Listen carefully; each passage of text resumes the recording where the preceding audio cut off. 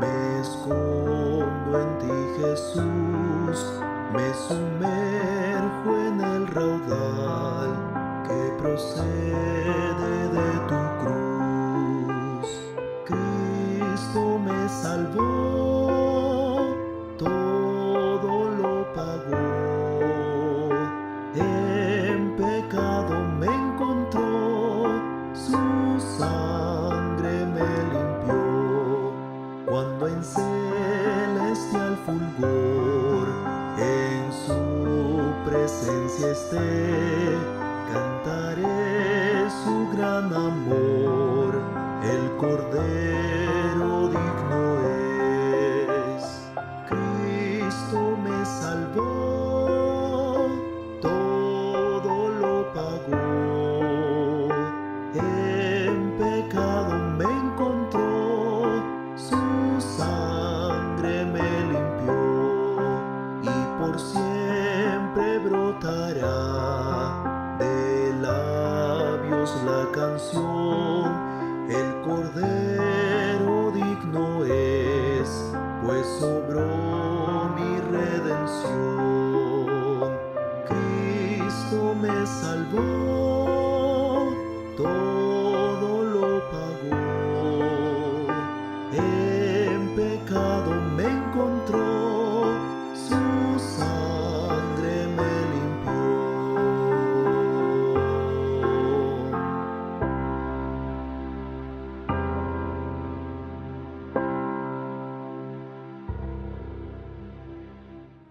Este no es solamente un día más, es un día que se aparta para pensarlo mejor. Cuando todo parece oscuro y sin propósito en medio de la pandemia mundial y otros problemas, nos reunimos virtualmente para oír del amor de Dios. En este medio de comunicación oiremos su palabra y nos renovaremos en fe y la bendición celestial. Le invitamos a hacer de esto una visita al templo virtual.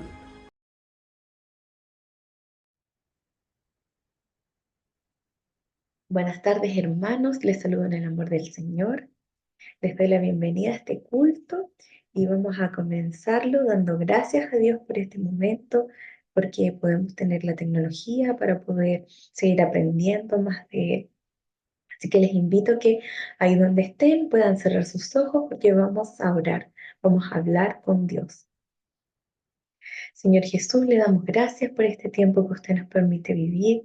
Gracias porque podemos conectarnos y usar la tecnología para seguir aprendiendo más de usted.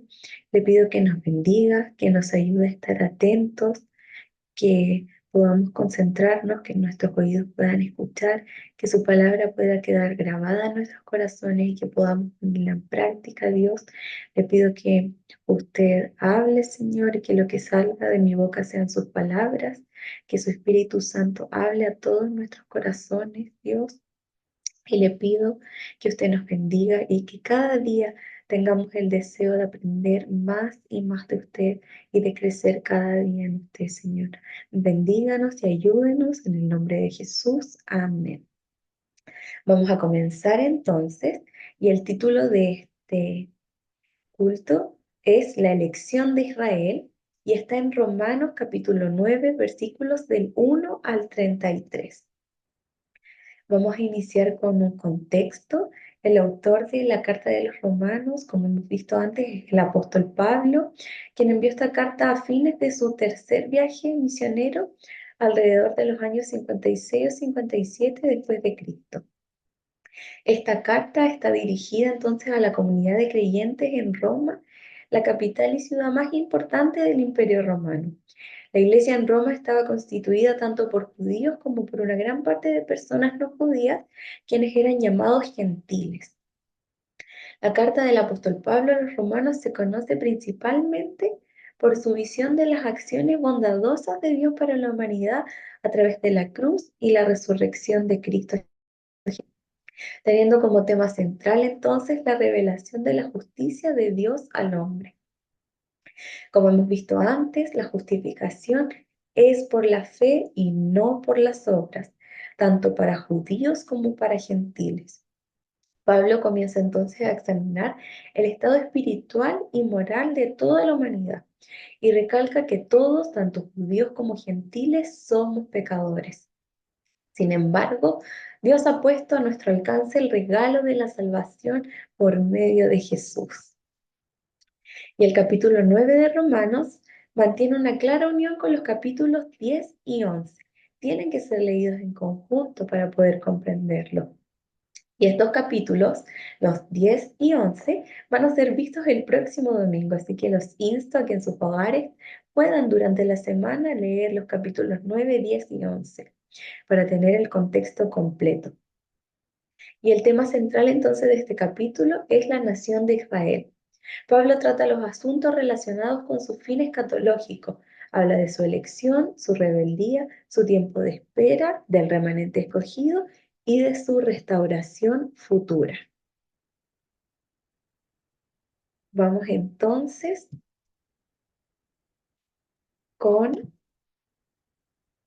el primer punto, pero antes de eso, los capítulos 9, 10 y 11 buscan responder a la pregunta: ¿qué será de los judíos como nación?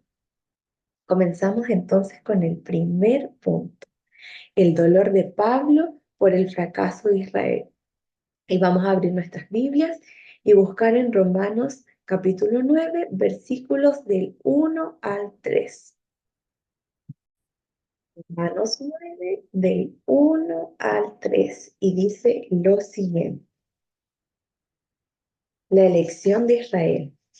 Verdad digo en Cristo, no miento, y mi conciencia me da testimonio en el Espíritu Santo, que tengo gran tristeza y continuo dolor en mi corazón, porque deseara yo mismo ser anatema, separado de Cristo, por amor a mis hermanos, los que son mis parientes según la carne. Tengo gran tristeza y continuo dolor en mi corazón, dice el apóstol Pablo. Pablo manifiesta el dolor profundo que él sentía por su pueblo. Ese dolor manifiesta también el amor que él sentía por su pueblo. El pueblo escogido por Dios, Israel, el pueblo amado por Dios, había rechazado a Jesús. Y eso generaba un gran dolor en el apóstol Pablo. El amor de Pablo manifiesta también el amor de Dios por Israel. Pablo hablaba inspirado, como dice aquí en la Biblia, por el Espíritu Santo. Y tenían algunos cuestionamientos. Y vamos a ver estos cuestionamientos debido al fracaso de Israel. Y esto se encuentra en Romanos 9, los versículos del 4 al 29. No los vamos a leer aún, pero para que lo tengan abierto ahí en sus Biblias. Y vemos que el rechazo de Israel había generado por lo menos dos cosas en los creyentes: en los judíos, cuestionamientos, y en los gentiles, malas actitudes. Así que Pablo, que sabía estas cosas, escribe utilizando un estilo más bien retórico, formulando preguntas comunes que se hacían los judíos para responderlas allí mismo. Y el primer cuestionamiento que tenía el pueblo judío era si había fallado acaso la palabra de Dios. Y vamos a leer ahora sí en Romanos 9, del 6 al 13. Romanos 9, del 6 al 13. Y dice así: no que la palabra de Dios haya fallado, porque no todos los que descienden de Israel son israelitas, ni por ser descendientes de Abraham son todos hijos, sino en Isaac te será llamada descendencia. Esto es, no los que son hijos según la carne son los hijos de Dios, sino que los que son hijos según la promesa son contados como descendientes, porque la palabra de la promesa es esta: por este tiempo vendré y Sara tendrá un hijo. Y no solo esto, sino también cuando Rebeca concibió de uno de Isaac nuestro padre, pues no habían aún nacido ni habían hecho aún ni bien ni mal, para que el propósito de Dios conforme a la elección permaneciese, no por las obras, sino por el que llama. Se le dijo: el mayor servirá al menor, como está escrito: a Jacob amé, mas a Esaú aborrecí. La respuesta entonces a la pregunta si ha fallado acaso la palabra de Dios es absolutamente no. No ha fracasado la palabra, sino que más bien ha sido cumplida, como dice en Romanos 9:6. Esto, ya que en base a las Escrituras, los hijos de Dios no son hijos según la carne, por descendencia o por linaje humano, sino según la promesa en la fe, exclusivamente por creer en el sacrificio de Jesús que hizo en la cruz por cada uno de nosotros. Y para explicar esto, el apóstol Pablo da algunos ejemplos. El ejemplo de Isaac e Ismael. Ismael no era considerado descendiente legítimo. Por Isaac vino la promesa espiritual entonces, y no en Ismael. Los judíos podrían argumentar que esto era lógico, ya que Ismael no era descendiente legítimo, pero que ellos eran hijos de Dios, ya que descendían de Isaac, el hijo legítimo. Pero Pablo continúa, y como vimos en los versículos 10 y 11, da el ejemplo de Jacob y Esaú. Esaú sí era considerado descendiente legítimo. Tanto Jacob como Esaú eran hijos legítimos, ya que ellos eran gemelos. Pero aún así, solo por medio de uno vino la promesa espiritual. Esaú era el mayor. Por lógica, a él le correspondía heredar la bendición, pero la heredó el hermano menor.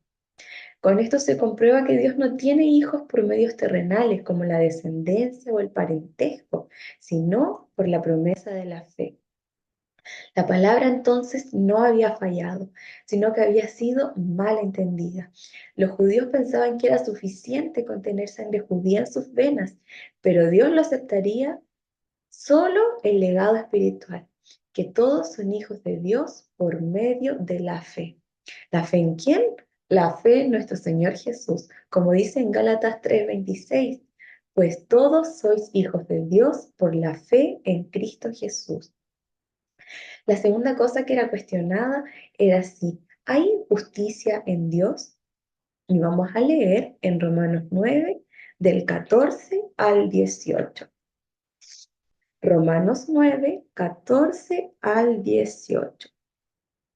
Y dice así: ¿Qué pues diremos? ¿Que hay injusticia en Dios? En ninguna manera. Pues a Moisés dice: tendré misericordia del que yo tenga misericordia, y me compadeceré del que yo me compadezca. Así que no depende del que quiere ni del que corre, sino de Dios que tiene misericordia.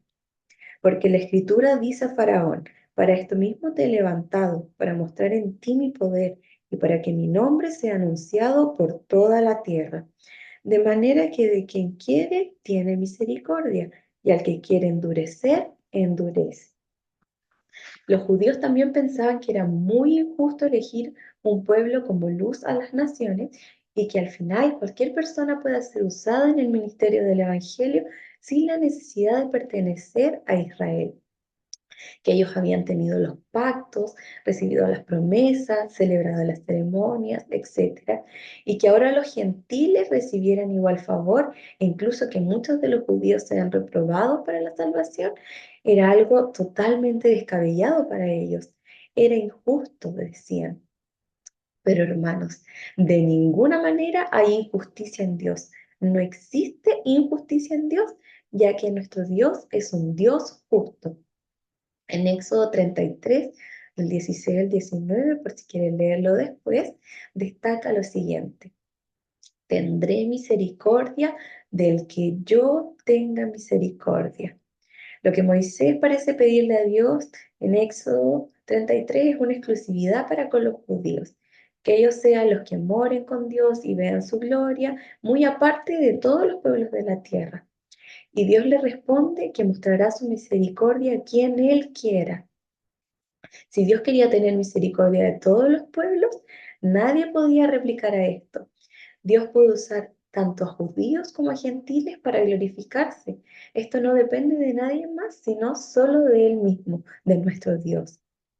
No hay injusticia en Dios, ya que nadie puede decirle de quién tener misericordia y de quién no. Dios también quiso extender su misericordia a nosotros los gentiles, y gloria a Dios por eso, porque su misericordia un día también nos alcanzó a nosotros.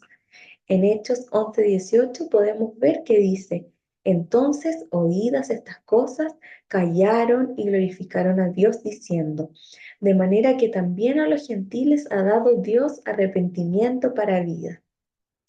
La tercera cosa que era cuestionada es, ¿por qué pues inculpa a Dios? Y vamos a leer en Romanos 9, del 19 al 29. Romanos 9, del 19 al 29, y dice así. Pero me dirás, ¿por qué pues inculpa? Porque ¿quién ha resistido a su voluntad? Mas antes, oh hombre, ¿quién eres tú para que alterques con Dios? Dirá el vaso de barro al que lo formó, ¿por qué me has hecho así? ¿O no tiene potestad el alfarero sobre el barro para hacer de la misma masa un vaso para honra y otro para deshonra?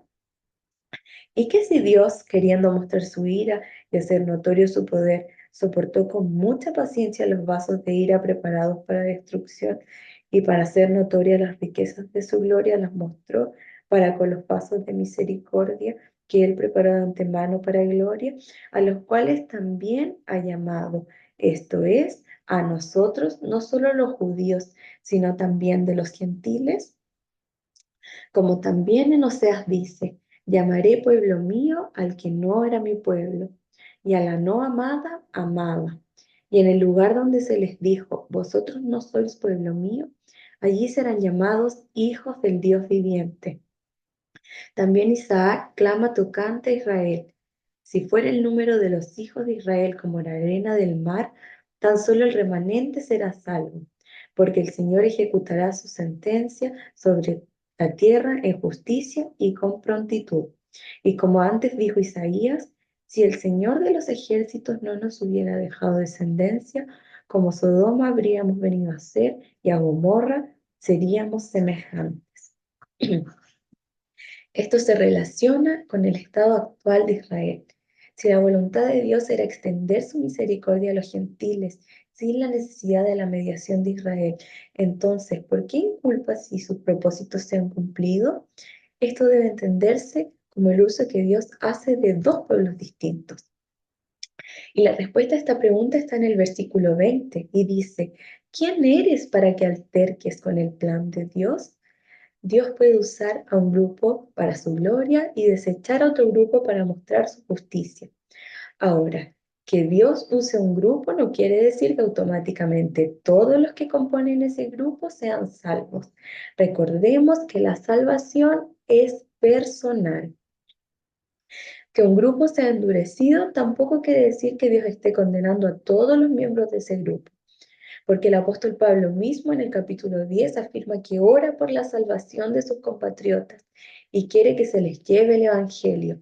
Y en el capítulo 11, Dios no ha desechado a su pueblo. Así que hay una delgada línea para confundir la salvación del alma con la elección de un pueblo para propósitos terrenales. Tengamos cuidado. Y el último punto son las conclusiones sobre el fracaso de Israel. Y vamos a leer en Romanos 9, del 30 al 33. Romanos capítulo 9, versículos del 30 al 33. Y dice así, la justicia que es por fe. ¿Qué pues diremos? ¿Que los gentiles que no iban tras la justicia han alcanzado la justicia? Es decir, la justicia que es por fe. Mas Israel, que iba tras una ley de justicia, no la alcanzó. ¿Por qué? Porque iban tras ella no por fe, sino como por obras de la ley, pues tropezaron en la piedra de tropiezo. Como está escrito, he aquí pongo en Sión piedra de tropiezo y roca de caída, y el que creyere en él no será avergonzado. ¿Qué pues diremos a esto? Que los gentiles han alcanzado la justicia por la fe. Israel iba tras la ley de justicia, pero no lo alcanzó porque iban por ella, no por fe. El que no cree en Cristo será avergonzado, pero el que creyere en Él será salvo. A este mensaje sencillo pero poderoso quería llegar el apóstol. Y ya en conclusión, para finalizar, Dios tuvo un trato especial con Israel, ya que era su pueblo amado y escogido. Pero eso no hacía que todos ellos fueran salvos automáticamente, ya que la salvación es única y exclusivamente a través de la fe en Jesús y su sacrificio redentor por amor a todos. El pueblo de Israel confundió el mensaje y tropezaron. Nuestro Dios es soberano, pero eso no limita en absoluto su gran misericordia y amor por toda la humanidad, tanto el pueblo escogido como nosotros los gentiles. También algo importante que podemos reflexionar es que cuando nosotros amamos a alguien que no conoce del Señor, nos dolemos, nos ponemos tristes. Así como Pablo escribió en los primeros versículos que tenía un dolor profundo, una tristeza profunda, porque sabemos el final que tendrán si no conocen a Dios. Que esa tristeza, hermanos, nos impulse a hablarles a todas las personas de nuestro Señor Jesús, de Jesús y su sacrificio en la cruz, de ese encuentro que cambió nuestras vidas, que podamos compartir ese mensaje a otros, que ese dolor que nos da saber que nuestros seres queridos o que personas que conocemos aún no han conocido de Dios, nos impulse y sea un motor para que podamos hablarle de Jesús a todos, que podamos amar como Dios nos amó a todos, tanto judíos como gentiles, que envió a su Hijo Jesús por amor a nosotros, que podamos llevar ese mensaje, que seamos luz y sal en este mundo y que sigamos testificando entonces con esperanza, con pasión, con amor y con misericordia, con gracia, esa gracia que nosotros recibimos. Y continuemos también orando por el pueblo amado de nuestro Dios. Oremos por Israel, oremos por paz para su pueblo. Les invito, hermanos, a que podamos cerrar sus ojos ya para finalizar y hablemos con Dios dando gracias por este tiempo. Señor Jesús, le damos gracias porque su gracia y misericordia nos alcanzó un día a nosotros también. Le doy gracias, Dios eterno, porque usted nos ama.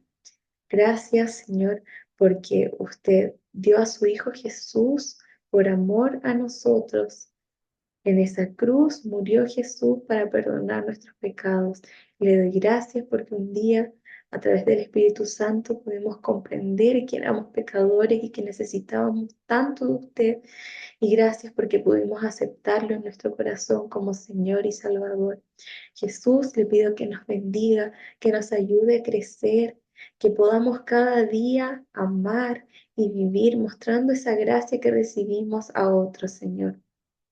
Le pido que su palabra quede grabada en nuestros corazones y que podamos siempre ponerla en práctica, que podamos ser luz y sal en este mundo, Dios eterno, que podamos llevar su mensaje a todas las personas, que podamos dolernos también con quienes sufren, que podamos ver a las personas con amor como usted los mira y que podamos llevar ese mensaje de salvación. Oramos por Israel, Señor, por su pueblo amado. Oramos por paz en este tiempo, Señor, que están sufriendo guerras, Señor. Le pedimos que usted les bendiga también. Ayúdenos, Señor, en esta semana, bendíganos y que podamos el próximo domingo seguir aprendiendo más de usted, de lo que usted tiene preparado para nosotros y quiere enseñarnos. En el nombre de Jesús, amén. Que el Señor les bendiga, hermanos.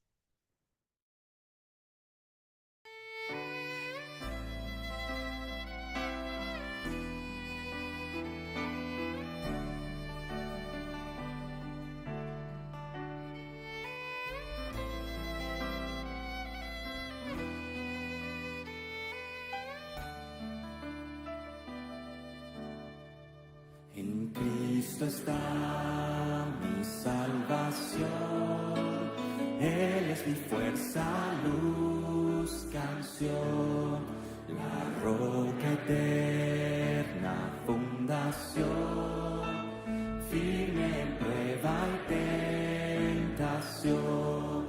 Oh, alto amor, profunda paz, la lucha cesa y el temor, mi esperanza y protección en el amor de Cristo.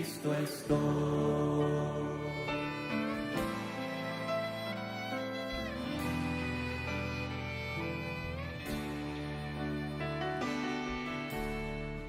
En Cristo está mi redención, Dios infinito se humilló, su don de amor y libertad, el mundo entero despreció. Allá en la cruz mientras murió, el justo Dios se conformó y mi pecado él cargó. Hoy por su muerte vivo yo.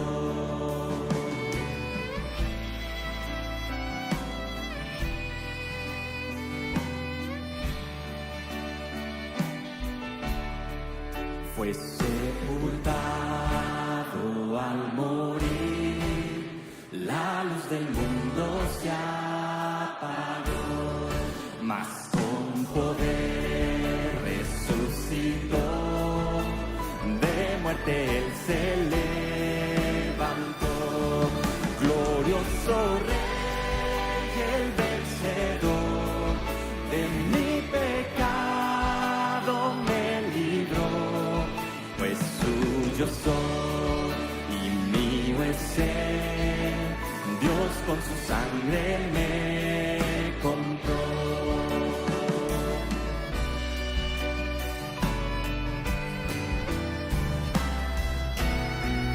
Vivir sin culpa y sin temor es el poder de Cristo en mí, desde nacer hasta morir, Cristo conduce mi existir.